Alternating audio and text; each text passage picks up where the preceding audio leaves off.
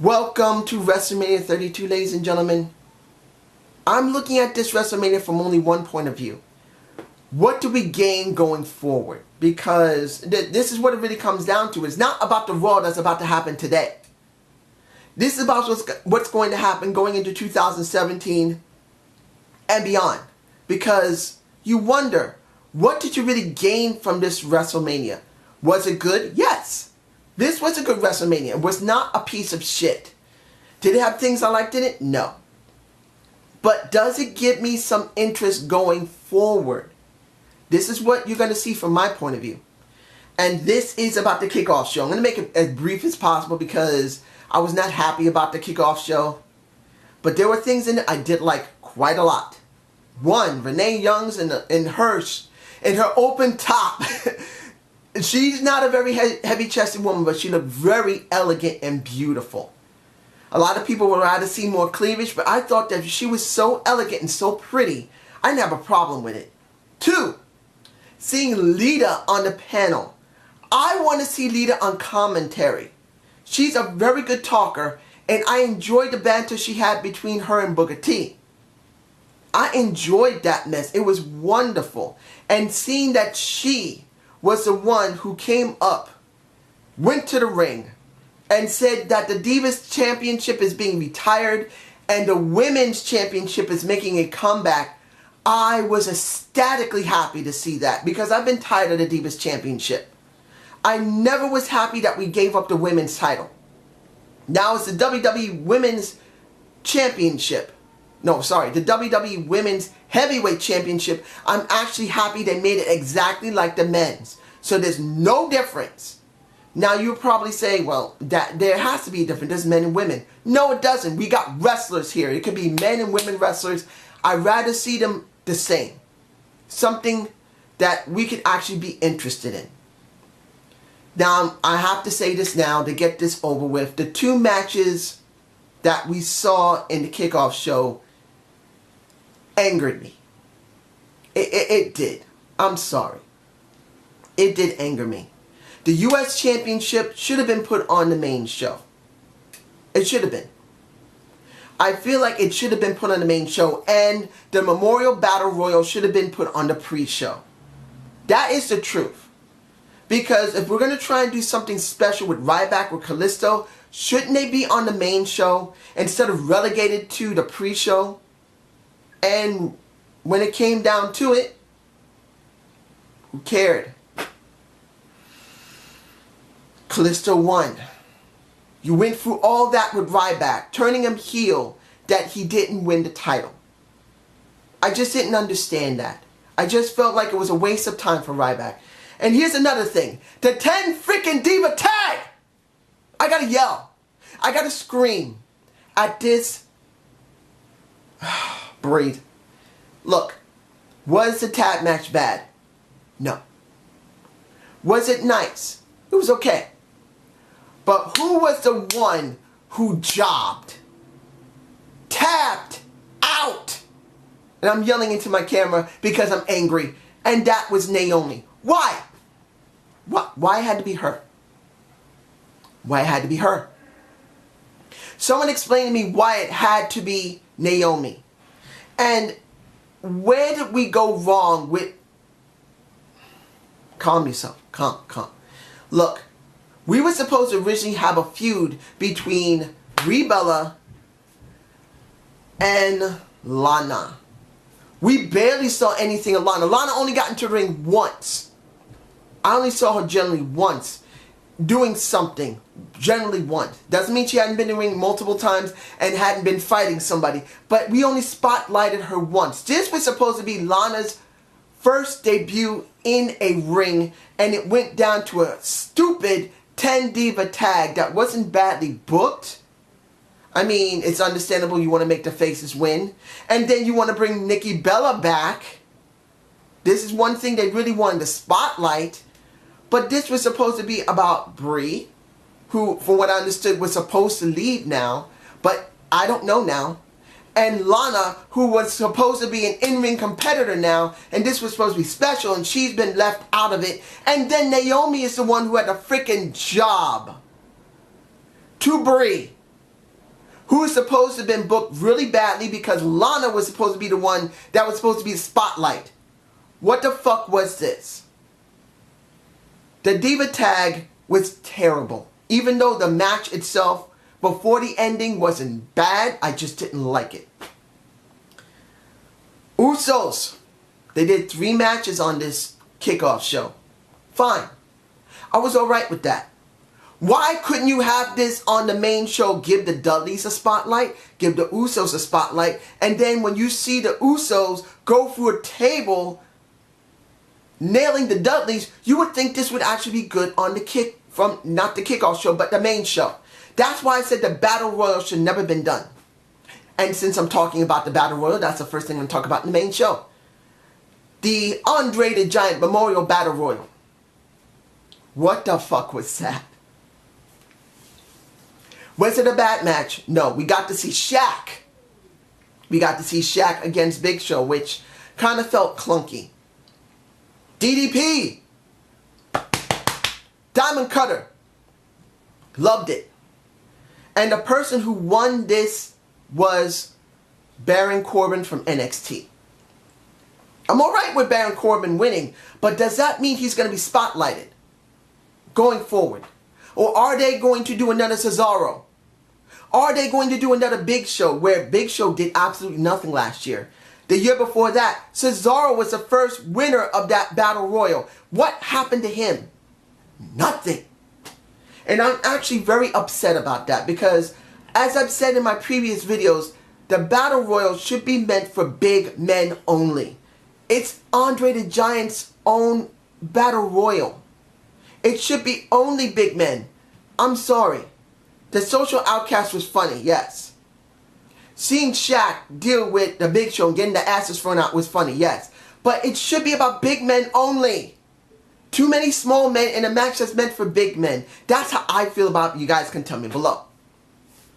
Now, the match I'm going to talk about now will not be the first match either. This is going to be AJ versus Y2J. And it got a very strong call by the fans.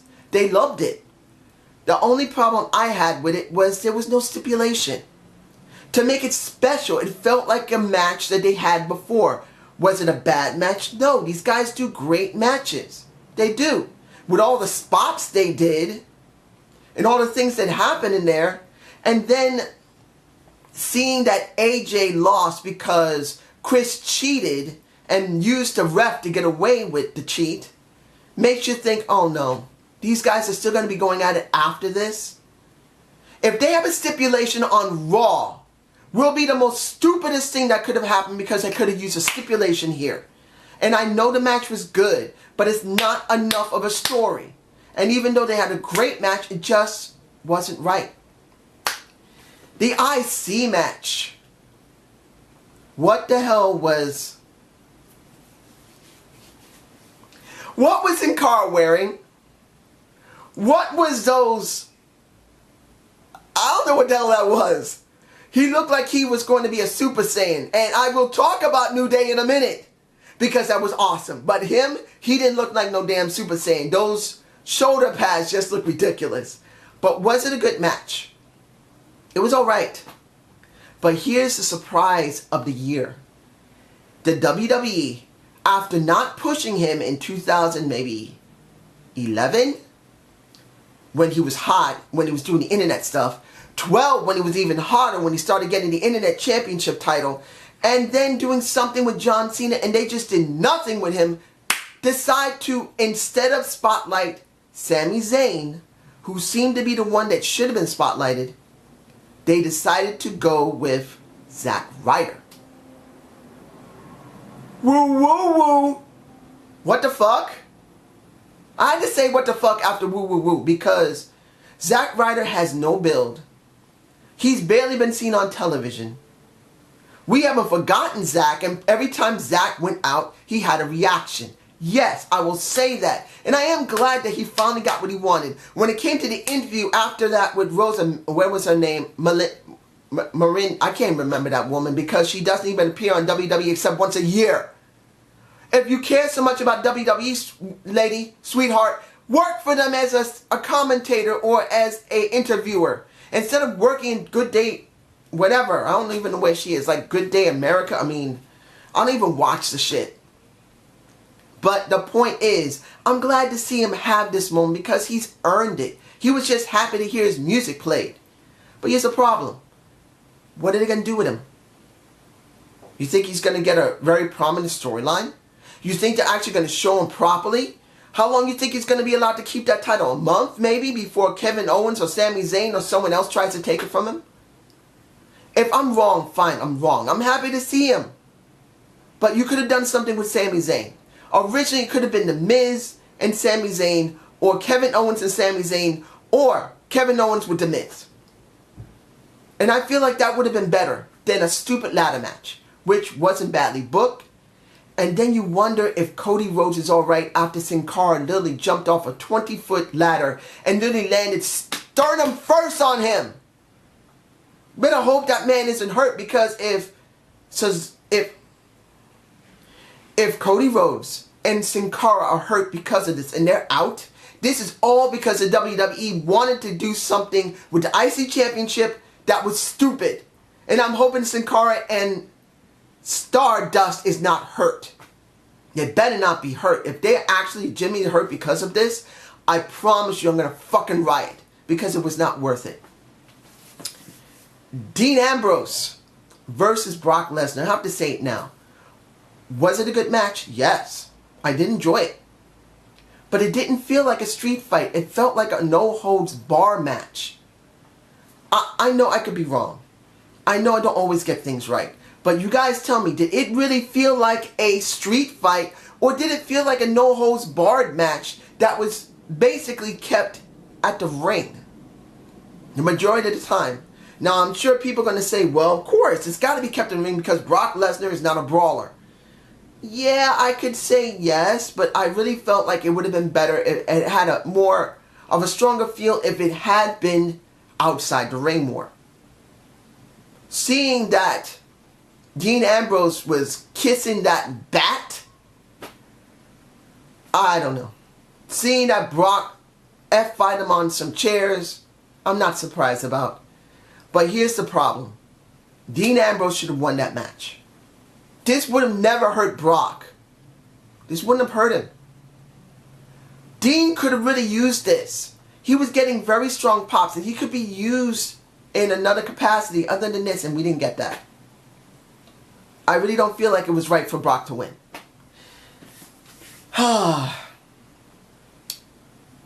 New Day versus League of Nations.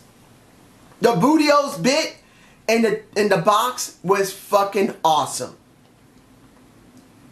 Cheerios coming out of Bootios was awesome. Seeing them come out as not Super Saiyans, but coming out as Saiyans was freaking adorable.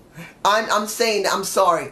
I have to say it. The only problem I felt when it came to Xavier was he should have dyed his hair blonde and then came out dressed as freaking Goku. And then if you were going to do something with, who would have been the best? Vegeta. Who else do you think Kofi Kingston could have been? Vegeta. Coming out looking like freaking Vegeta.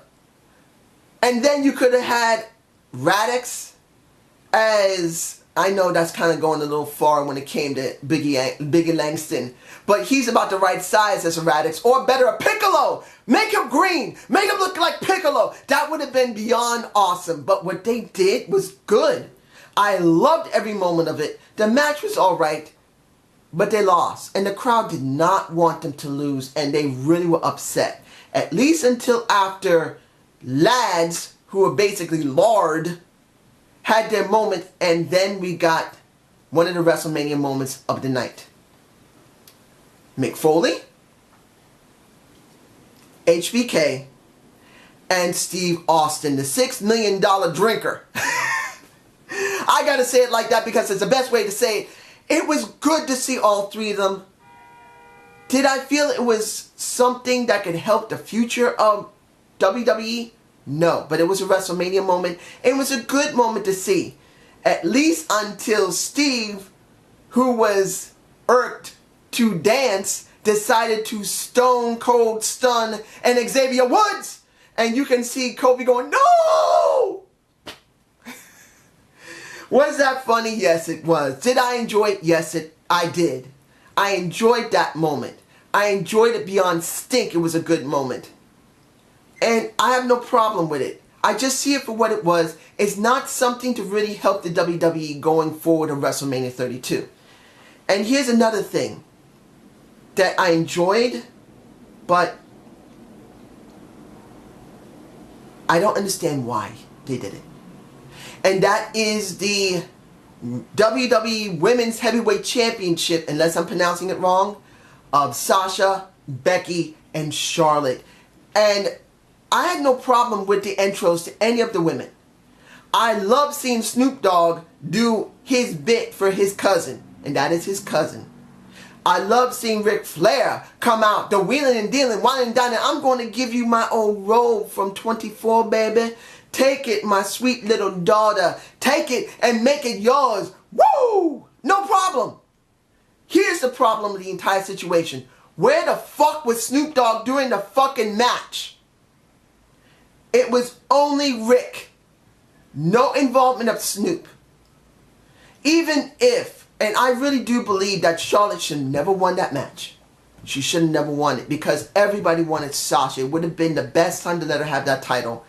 And if they let her get a rematch, this Raw that's coming tonight, it is the most stupidest thing they could have done. They should have did it on WrestleMania 32. But where the fuck was Snoop Dogg? When you see that Sasha's legs were being held, where the fuck was he? That's his freaking cousin. He walks down to the ring and then he freaking disappears. And that is something I don't know how the Slug Daddy's going to take this. Because he wanted Snoop Dogg dealing with Ric Flair on that match. And he got his wish that they both were supposedly down there, but there was no freaking Snoop Dogg. And that makes me freaking angry that he wasn't there. And then Sasha lost that match. And I think that was just as bad as Naomi having to tap out to Brie Bella. That was the worst thing they could have done. And that's one of the reasons why I really am angry at this show. It was stupid. Breathe. Here's something else that I feel that wasn't very good. The Rock segment. Now, did I hate the Rock segment? No. Did the WWE get what they wanted? Oh yes, they got near 2,000. It was at 100, what was it again? What was that amount? 101,763 people. They would have liked 102,000. I know they would have. But they got nearly 101,000, nearing 102. That wasn't a bad thing either. I know, you know what? Say this right now. If you take an account of how much the tickets were, between $50 to $100, they made, in general, nearly $9 million on that one show. Not talking about merchandise or selling anything from the beverages. They made $9 million, or at least $8 to $9 million flat, just getting the tickets. I'm telling you right now, they made a shitload of money. So when you see that, I know they were thinking 101,000. We made some of our money back. Yes. But here's the problem I have with that segment. Bray Wyatt. Once again, Bray Wyatt had a wonderful segment. He knows how to talk so well. But what did we get from this? Nothing for the future. He was sacrificed to The Rock, and he was sacrificed to Cena, who came back. I'm glad. Because we were very worried that WrestleMania 32 was going to be bad. And he came in and the crowd was split beyond reason. But you know what? It was split. And it was a clear boo and a clear yay when it came to John. Which we always hate. But at least there's a reaction in disrespect out of 101,000 people. If it was just quiet, nobody would have been happy. So the problem I have is that he came back. The Rock had a 6-second match with Eric Rowan, which made him look like a bitch, which he is. But the person that suffered the worst was Bray. What did Bray gain from this? Where does he go from here? Nowhere. I just feel sorry for Bray Wyatt. I do. Because he should have been given a special WrestleMania moment. Instead of a WrestleMania moment as a bitch. He was a freaking bitch. Ugh, calm. Calm. Okay. Let me see if I'm forgetting anything here. The only thing I'm got to do left is the two matches that I'm going to talk about. And the first match will be the end match. And that will be for the WWE World Heavyweight Championship with Roman Reigns and Triple H. What the fuck was the opening? These guys were like, what the fuck? And then what made it worse was Stephanie herself. If Triple H had came out by himself after that, I think it would have been a lot more palatable to me. But once Steph was the one that was on top of the Titantron and started talking, if she had done under a 30-minute segment, I think it would have been okay. But she lasted more than a minute. And that was the most stupidest thing she could have done. Because to be honest, she was taking a lot away from that match, trying to put over the match by saying this, you are nothing. We own you. This is a game. No. She tried too hard to emphasize that this was good and evil and the people were not interested in it. And when she came out to the ring and Roman Reigns came out, oh, damn, that was a big boo. Woo! Even with the beautiful pyrotechnics of him hitting the ground and you getting a huge fire of fireworks, which I found very nice. I did enjoy it.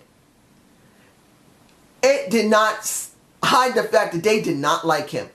By the end of the match, though, a good majority of the crowd did change their mind about him, which I am very happy about. And I'm going to say this to people who love Roman Reigns and a majority of the people who hate him. Ones who love him, keep loving him. He's not a bad talent. With time, he will get better. For the ones who hate him, why? There is no point in this anymore. It's not his fault that he ended up in a position you hate. Blame the WWE. Do not blame Roman Reigns. Don't blame him. I'm not a big fan of Roman Reigns. I like him. I think in time he will be a very good talent. But it's not his fault the WWE booked him like a bitch. And booked him like an idiot. That's what it comes down to. And when it came down to the ending of the show, and when it came to Steph getting speared by him, did it make it better? No, I mean, I liked her boobs. But I don't think it really helped him much. He didn't need that extra when it coming to spearing Steph. When it came to him winning, it was good. The match was a good match. It wasn't the greatest I've ever seen. It was good. But it didn't make him more greater than he was before. He's now more accepted, at least for the moment. I don't know what's going to happen on this Raw if he's going to be booed again, because there's a very good chance he will, because a lot of people wanted to see the game keep that title. So this is going to be a question if they really got him over enough that people will begin to change their mind about him. And finally, what we're here to talk about, and that is about The Undertaker versus Shane McMahon in Hell in a Cell. This is what this all really, to me, culminates for the future. Did we get something good for the future? Match-wise, it was a great match. It was the match of the night. For me, it was the match of the night. I know a lot of the other matches were very good. I'm not going to say AJ and Y2J weren't good.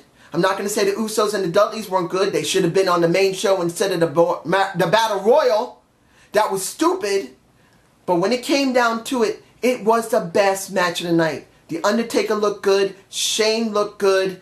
When they both used their triangle chokes, when Shane used his triangle choke, and I got to say that JBL really sold it better than I would expect him to. Saying that he was trained by the Gracies. He got that sucker cinched in good. He's wearing clothes that's almost like a key. I felt really emphasized his jiu-jitsu training. When it came to The Undertaker doing his move, I felt that was done well also. And then came. Oh my gosh. What was Shane thinking? Did this help the future? Him jumping off the 20-foot cage to the table that hopefully he didn't get. Remember, they have those little openings in the table for the small television. I am so hoping his neck was not near that, because even though he was able to move afterward, he could have broken his freaking neck landing on that table that had openings in it that was meant for televisions. If he did, he could have killed himself. I'm glad that he's alive, and I hope he's not injured badly. I really felt that he went too far with that, even though it was amazing. I'm hoping he's okay. But if I got to take away from worrying about him, the ending of that match was right. It was the right type of ending. Because I said this and I'll say it again. I didn't expect Shane McMahon to be a long-term solution to the WWE. I hoped, but I felt that he was going to be a short-term gain. I felt that Shane McMahon, in the end, was not going to help the WWE going after WrestleMania 32. And now that he's lost, it makes it even clearer that he's not the goal for the WWE. The WWE is not looking to change and becoming something special. They just want to do a short-term gain so they can get a little bit of money. If they really wanted to do something special, they didn't need to have him go up against The Undertaker. And he could have won, and if Shane stuck, and I could be wrong, and maybe he may stick around after this. He may come back. He may do a segment with his dad, and then there's a feud between him and his dad. It's going to go into what? Not Survivor Series. Maybe if we're lucky, it'll go to SummerSlam, which it probably won't go to the next pay-per-view, if he's still involved in the company. But in the end, I just feel like Shane didn't really give us something for the future. And that's what he was talking about. The WWE in the future of it. And to be honest, the future is not bright. The future is still not bright, even though they had a great show. It wasn't the most greatest, but it was great. Easily near B. Near B. But the point of this entire video I'm making is to give you guys a good understanding, by my perspective, what we really got. We got a good show that had a lot of flash, a lot of bang for your buck right now, but when it comes down to it, not a lot of bang for the future. Not a lot of flash for the future. Not a lot of good things for the future. Unless something changes after this Raw, I don't see anything good for the WWE. And I'm just being honest here. It's better to be truthful than lie. And the WWE is still not in a great position, even after WrestleMania. There's a good chance that this Raw will be a piece of shit, because they still don't know what to do with themselves. But this is just my point of view. How about you? And I hope you enjoyed this review of WrestleMania 32. Please give me a comment below. And I gotta tell you, counting on how many images I stuck in here, I got at least 90 images off of the videos that I downloaded so I can see WrestleMania. Because I had to go and see my cousin yesterday, so I didn't see all of WrestleMania or the pre-show. Had to watch it. And what little I managed to see when I got home wasn't enough. So I pulled about 90 or 80 different images off of this show. It's a lot of work to edit. So I really hope you enjoyed it. Have a good day and have a good night. Peace!